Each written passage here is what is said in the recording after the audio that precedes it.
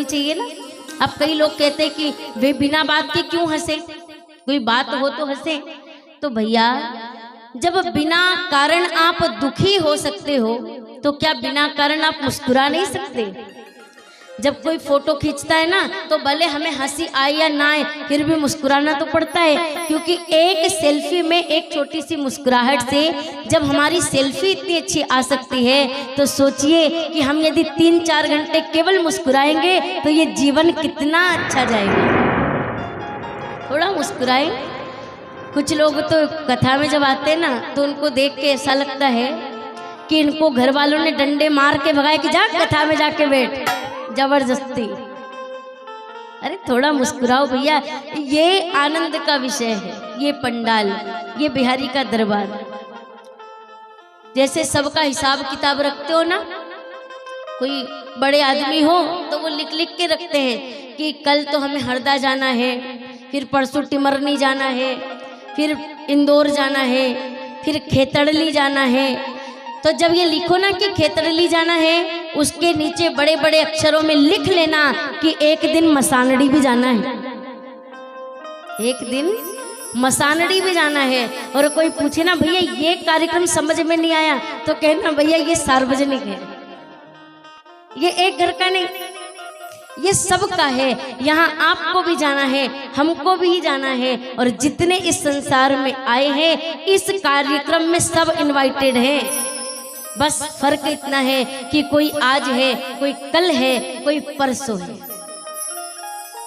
हर चीज में पावर हो। हमारी नजरों में, हमारे उठने बैठने में, हमारी दृष्टि में हम थोड़े से संभल जाएं। इसीलिए ये कथा हमें संदेश दे रही है, समुद्र मंथन की कथा, कि भगवान ने जितना समझाया, राक्षसों को इतना समझाया फिर भी समझे नहीं। और जब अमृत चला गया तो फिर पछता रहे, क्योंकि जो लोग अपने मन से छल छिद्र कपट ईर्ष्या नहीं निकालते ना, उसको ऐसे कथा रूपी अमृत मिलता नहीं है। वो आएंगे जरूर लेकिन वो अमृतवश ऊपर से गिरेगा, अंदर बैठेगा नहीं। और यदि इस अमृत को पान करना है तो छल कपट ईर्ष्या द्वेष ये सब बाहर निकाल के आओ, तब कथा रूपी अमृत पान करने को मिलेगा।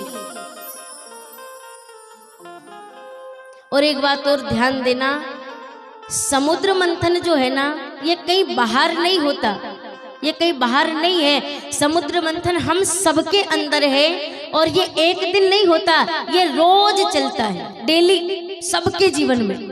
कैसे? जैसे अभी ये कथा चल रही है ना, और आज ही किसी दूसरी जगह शादी हो या कोई पार्टी हो तो आपका एक मन करेगा कि मैं कथा में जाऊं, और आपका एक मन करेगा कि मैं शादी में जाऊं, है ना? दो मन हो जाएंगे। एक बार बार कहेगा कि कथा में चलेंगे तो आनंद आएगा, और एक मन करेगा कि वहां शादी में जाएंगे तो रसगुल्ले खाने को मिलेंगे, है ना? और मैयाएं तो जाती हैं, और मैयाओं की बातें क्या बताएं इनके बारे में। ये कहीं भी जाती है, कथा में शादी में, ये बस बोलती रहती है, पता नहीं क्या बातें इनकी खत्म ही नहीं होती। और ऐसा भी नहीं है कि कोई सत्संग चलता हो, नहीं, वो चलेंगी बस यही कि ये साड़ी कहाँ से ली, बड़ी अच्छी है, मेरे लिए भी बुलवा लेना है ना? ऐसी करते ना बातें। तो जीवन में ये जो समुद्र मंथन है हमारे अंदर ही चलता है। एक मन करेगा कथा में जाऊं, एक मन करेगा शादी में जाऊं।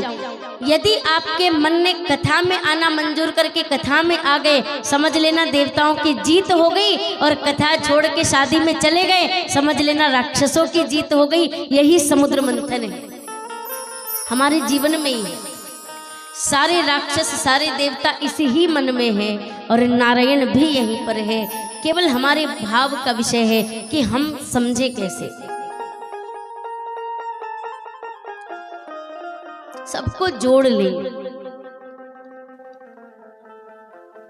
और देखिए महाराज, भगवान ने सारे राक्षसों को जोड़ा, समुद्र मंथन किया, फिर सबका कार्य संवारने के लिए मोहिनी अवतार भी लिया, रूप बना करके भी आए और सबको अपने वश में कर लिया।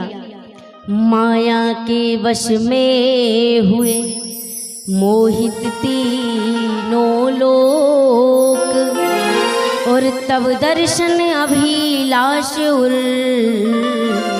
दूर कीजिए शोक।